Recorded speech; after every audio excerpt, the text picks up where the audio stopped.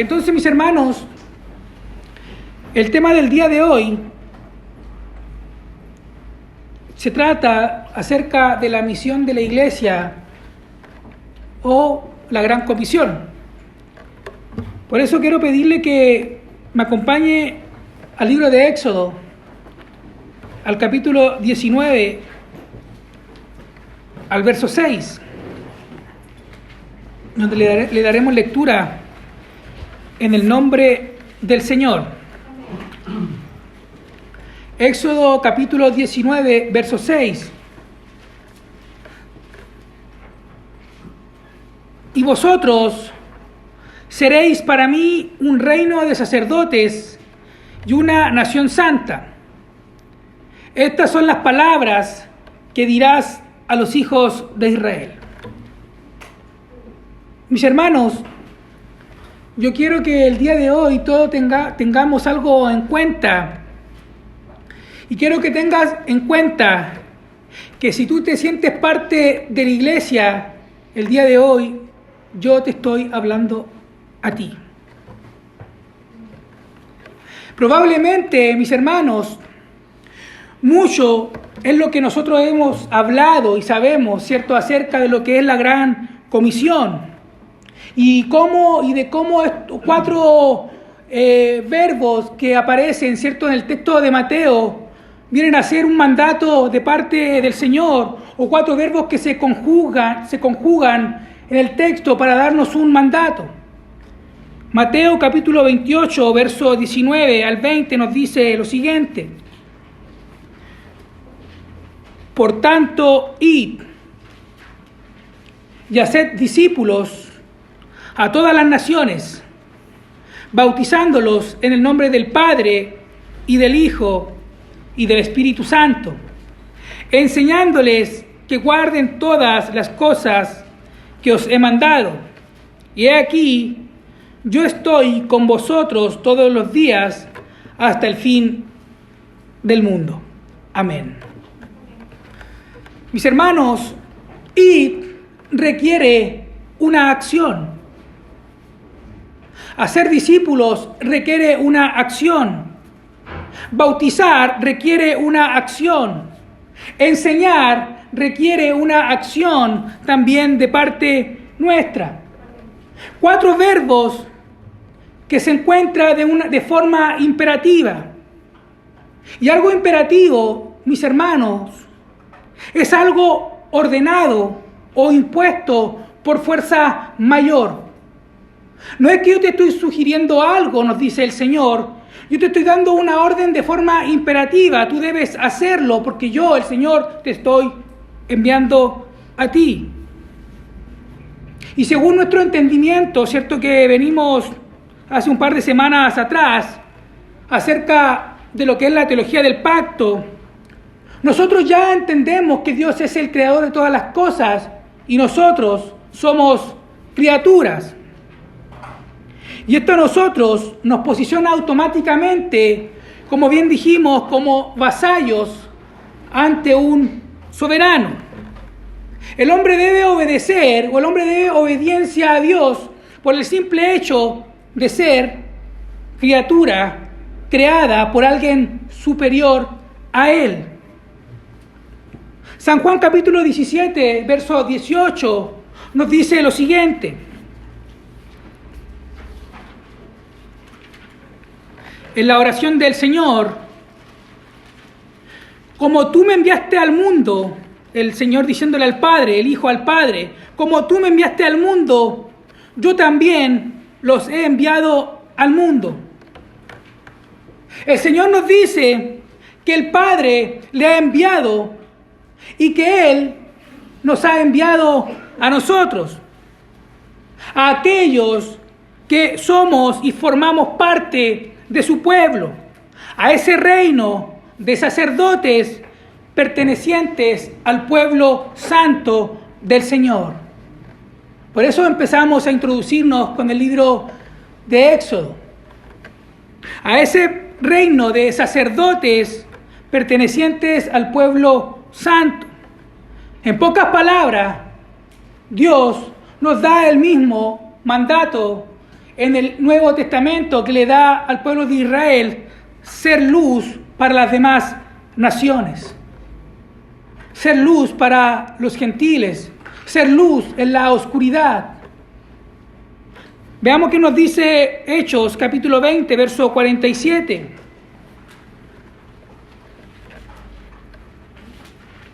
Hechos capítulo 20, verso 47.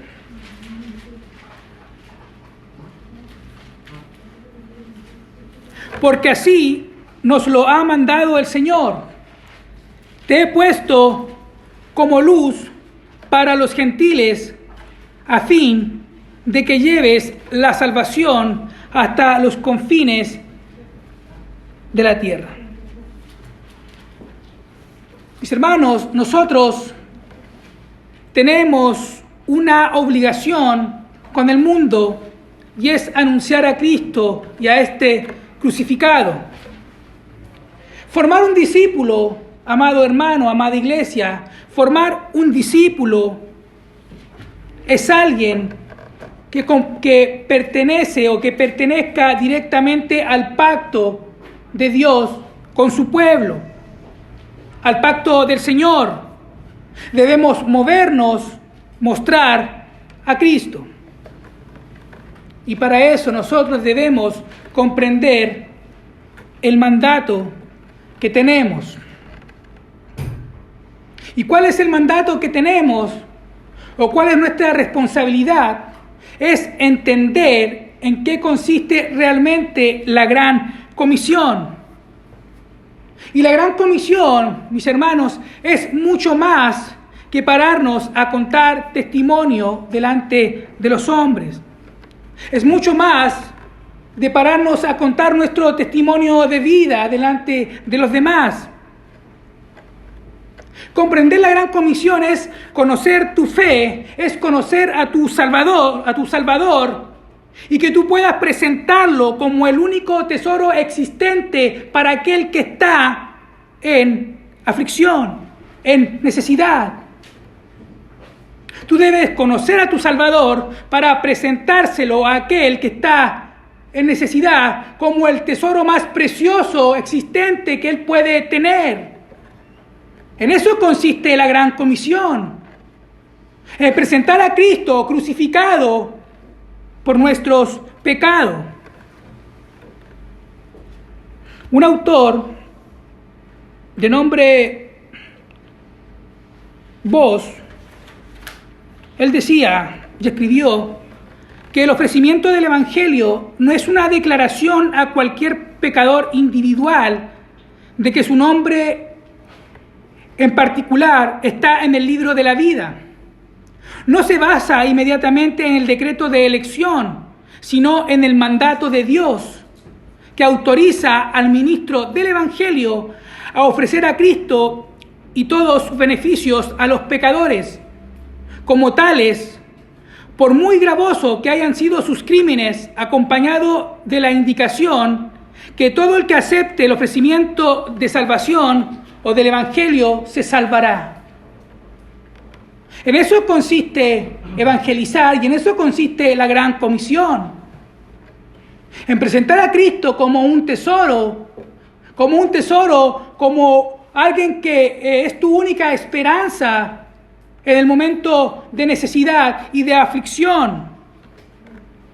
Mis hermanos, cuando yo me refiero a ministro, no estoy diciendo en el contexto de un presbítero o de un pastor o de un anciano. Como bien sabemos que esa palabra se usa de forma intercambiable en las Escrituras. Sino más bien nos referimos a alguien que ha sido llamado a servir al pueblo del Señor. Todos somos ministros del Evangelio porque todos representamos al Señor en esta sociedad. Todos hemos sido llamados a servir y a todos se nos ha dado un ministerio. Veamos qué nos dice el apóstol Pablo en su segunda carta a los Corintios, capítulo 5, verso 18 al 20.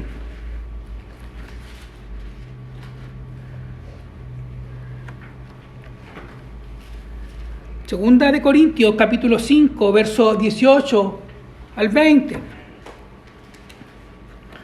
donde nos dice: y todo esto procede de Dios, quien nos reconcilió consigo mismo por medio de Cristo, y nos dio el ministerio de la reconciliación, a saber, que Dios estaba en Cristo reconciliando al mundo consigo mismo, no tomando en cuenta a los hombres sus transgresiones, y nos ha dado y nos ha encomendado a nosotros la palabra de la reconciliación. Por tanto, somos embajadores de Cristo, como si Dios rogara por medio de nosotros. En nombre de Cristo os rogamos, reconciliaos con Dios. Amados hermanos, hay algo que muchas veces se ignora dentro de la enseñanza, dentro del concepto pactual o de la teología del pacto, y es que muchas veces estamos tan cómodamente sintiéndonos parte del pacto que Dios hace con su pueblo, pero olvidamos el propósito redentor del Señor en el pacto de gracias, que es un pacto que abarca a todas las naciones, no solamente a nosotros y a nuestra familia. El Señor le dice a Abraham: en ti serán benditas todas las naciones. En ti, en tu simiente. Mire que nos dice Génesis, capítulo 12, verso 3. Génesis, capítulo 12, verso 3, nos dice: bendeciré a los que te bendigan, y al que te maldiga, maldeciré. Y en ti serán benditas todas las familias de la tierra. Mis hermanos, esta es la promesa que corona o coronaba todas las demás promesas. Esta es la promesa que recorre todas o absolutamente toda la escritura de Génesis hasta Apocalipsis. ¿Por qué? Porque Cristo es el sí y el amén de Dios. Y el pacto de gracia está en Cristo, y Cristo es prometido a todo pecador, a todas las naciones. Por ende, no debemos callar a Cristo. Cristo es el sí y el amén de Dios. Segunda a los Corintios, capítulo 1, verso 19 y 20 nos dice: porque el Hijo de Dios, Cristo Jesús, que fue predicado entre vosotros, por nosotros, por mí y Silvano y Timoteo, no fue sí y no, sino que había sí en él. Pues tantas como sean las promesas de Dios, en él todas son sí. Por eso también por medio de él, amén, para la gloria de Dios por medio de nosotros. Mis hermanos, Cristo, escuche bien, Cristo es el regalo de Dios al mundo, y como tal nosotros debemos anunciarlo. Cristo es el regalo que el Padre le da al hombre, ese regalo que el hombre no merecía. Cristo es el regalo que Dios da al mundo, a este mundo caído. Y nosotros tenemos la bendición de haber aceptado y recibido ese regalo por gracia divina. Y como tal, tú y yo debemos compartir ese regalo con los necesitados. ¿Por qué? Porque en Cristo son benditas todas las naciones. En Él son benditas todas las naciones. Y la pregunta es, y que debemos hacernos: ¿cómo creerán si no hay quien les predique? ¿Cómo entenderán si no hay quien les enseñe. ¿Cómo hablaremos si no conocemos nuestra fe? ¿Cómo podremos hacerlo si no conocemos las Escrituras? ¿Cómo hablaremos al necesitado si no conocemos realmente lo que ellos necesitan? Por esta razón, mis hermanos, el discipulado cumple una labor sumamente importante dentro de la Gran Comisión, y me atrevería a decir que es la más importante de todas. Debemos anunciar al Señor y llevar a los que creen a tener una relación con el Señor, una relación íntima, o si queremos simplificarlo, una relación de pacto con el Señor. Ese es el propósito que tenemos nosotros como iglesia. Ese era el propósito del pueblo de Israel, o el propósito que Dios tenía con el pueblo de Israel, y el propósito que Dios tiene con su iglesia. Mire que nos dice Isaías capítulo 55, verso 3.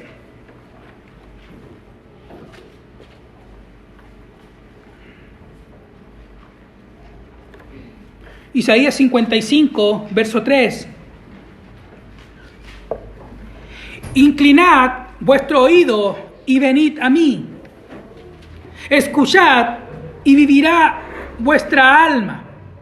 Y haré con vosotros un pacto eterno, conforme a las fieles misericordias mostradas a David. Mis hermanos, llevar a una persona a una relación con el Señor va más allá de anunciarles a Cristo. Esta es solamente una parte. Es una parte de nuestra comisión, es una parte de nuestro llamado. Un cristiano debe estar preparado no solamente para predicar a Cristo, sino para formar un discípulo. En pocas palabras, un cristiano debe reproducirse en otro cristiano. Fue así como la iglesia crece en el primer siglo. Hombres perseguidos que donde iban se reproducían en otros, enseñándole todas las cosas que ellos habían entendido y habían recibido de parte de aquel que los había instruido. Formar un discípulo es reproducirse en otro. Mis hermanos, una de las marcas distintivas de una iglesia verdadera es el sentido de responsabilidad que tienen unos con otros. Esa es una de las marcas distintivas de una iglesia verdadera, ese compromiso por la verdad que tiene uno con el otro. La iglesia tiene la responsabilidad y la bendición de formar bien a sus miembros. Y los miembros tienen la responsabilidad de discipular e impartir las enseñanzas que a ellos se les da. Y para eso, y para todo eso, nosotros debemos formar y tener una disciplina de estudio. ¿Cómo enseñaremos si no conocemos? ¿Quién les predicará si no hay quien les predique? El apóstol Pablo escribe a los Colosenses en el capítulo 3, verso 16, nos dice lo siguiente, hablándole a la iglesia: que la palabra de Cristo habite en abundancia en vosotros, con toda sabiduría, enseñándoos y amonestándoos unos a otros con salmos, himnos y cánticos espirituales, cantando a Dios con acción de gracia en vuestros corazones. El profeta Amós pregunta: ¿andarán dos personas o andarán dos hombres si piensan de forma diferente? De ninguna manera, mis hermanos. No hay lógica. De ninguna manera podrán andar dos personas si piensan de una manera diferente. Si no existe un interés por el discipulado, ¿cómo hablaremos? ¿Cómo enseñaremos? ¿Cómo llevaremos a otros a una relación más íntima con el Señor? El Señor habla en Lucas capítulo 6, verso 40, nos dice: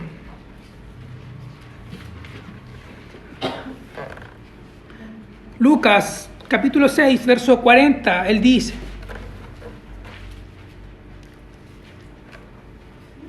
un discípulo no está por encima de su maestro, mas todo discípulo, después de que se ha preparado bien, será como su maestro.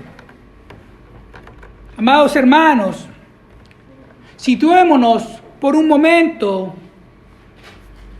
trasladémonos por un momento al contexto de lo que está ocurriendo en este pasaje.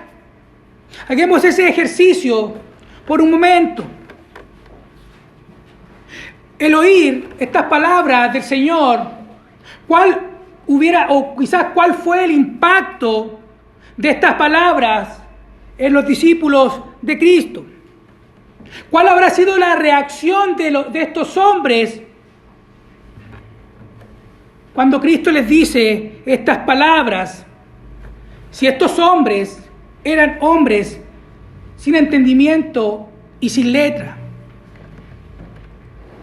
La mayoría eran pescadores, recaudadores de impuestos, hombres sin letra y sin preparación. Es más, las Escrituras nos dicen que estos hombres eran ignorantes.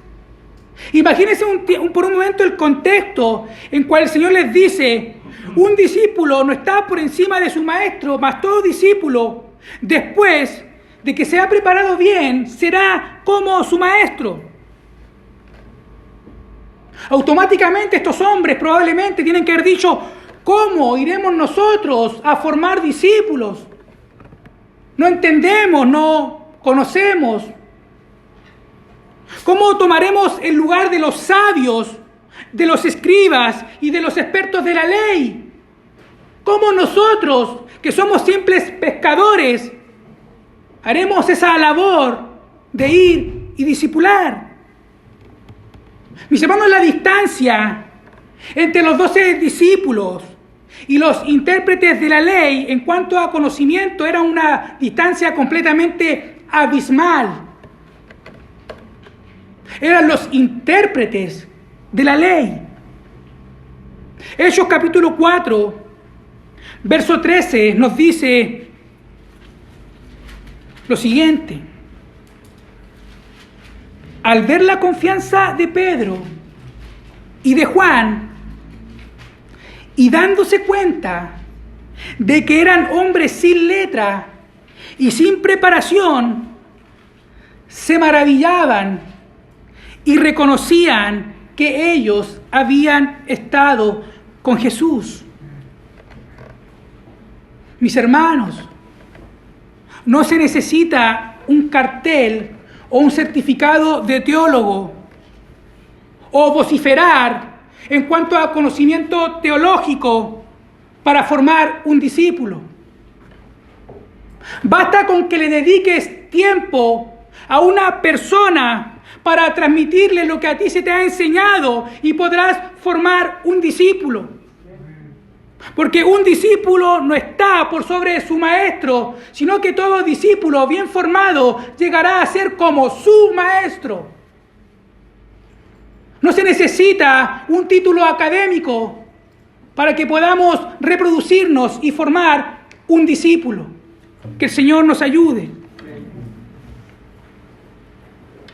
Mis hermanos, solo bastó, escuche bien, solo bastó que el Señor comisionara a 12 hombres comunes y corrientes a lo vil y lo despreciado del mundo para trastornar y transformar el mundo y ponerlo a sus pies. Todo empieza con 12 hombres enviados a predicar, a enseñar, a bautizar y a discipular para que el Evangelio hoy en día esté con nosotros, con 12 hombres comunes y corrientes. ¿Por qué? ¿Cuál es el motivo? ¿Cuál es la razón? Porque el poder de la Gran Comisión no descansa en lo que nosotros hacemos. No descansa en lo que tú haces, no descansa en lo que yo hago, sino en aquel que nos comisionó. En Él descansa el poder de la Gran Comisión, en aquel que nos envía. San Juan, capítulo 17, verso 14 al 23, para ir ya cerrando. San Juan, capítulo 17, verso 14 al 23 nos dice: yo les he dado tu palabra, y el mundo los ha odiado, porque no son del mundo, como tampoco yo soy del mundo. No te ruego que los saques del mundo, sino que los guardes del maligno. Ellos no son del mundo, como tampoco yo soy del mundo. Santifícalos en la verdad, tu palabra es verdad. Como tú me enviaste al mundo, yo también los he enviado al mundo. Y por ellos yo me santifico, para que ellos también sean santificados en la verdad. Mas os ruego, mas no ruego solo por estos, sino también por los que han de creer en mí por la palabra de ellos, para que todos sean uno, como tú, oh Padre, estás en mí y yo en ti, que también ellos estén en nosotros, para que el mundo crea que tú me enviaste. La gloria que me diste les he dado, para que sean uno, así como nosotros somos uno, yo en ellos y tú en mí, para que sean perfeccionados en unidad, para que el mundo sepa que tú me enviaste y que los amaste tal como me has amado a mí. Mis hermanos, el resultado de la Gran Comisión descansa en aquel que nos llamó y que ya venció. Y ese vencedor es Cristo Jesús, el Rey de Reyes y Señor de señores. Al contemplar este pasaje, nosotros podemos notar que el Señor en su oración sigue teniendo en mente que sus discípulos desempeñen su tarea de una manera digna y de una forma voluntaria, consagrándose para realizarla. Eso tiene el Señor en mente.